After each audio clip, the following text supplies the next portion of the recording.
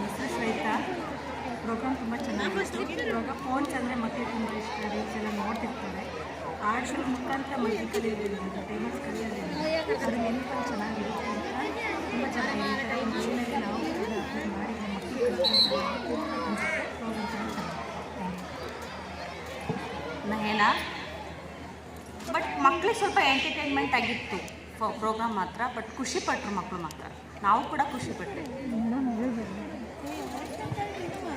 ಮಂಜುಳಾ ಅಂತಂದರೆ ಪ್ರೋಗ್ರಾಮ್ ತುಂಬ ಚೆನ್ನಾಗಿತ್ತು. ಮಕ್ಕಳು ತುಂಬ ಎಂಟರ್ಟೈನ್ಮೆಂಟ್ ಅದು ಮತ್ತು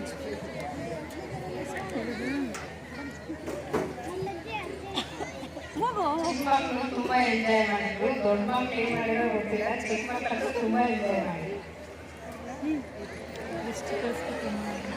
ಚೆನ್ನಾಗಿತ್ತು. ಮಕ್ಕಳು ಯಾವ ಥರ ಮಗ್ಗಿ ಆಗಲಿ ಅಥವಾ ಪದ್ಯ ಆಗಲಿ ಅವನ್ನೆಲ್ಲ ಯಾವ ಥರ ಪ್ರಾಕ್ಟೀಸ್ ಮಾಡೋದು ಅಂತ ಹೇಳ್ಕೊಟ್ಟೆ. ಮಕ್ಕಳಿಗೆ ಯೂಸ್ ಚೆನ್ನಾಗಿತ್ತು.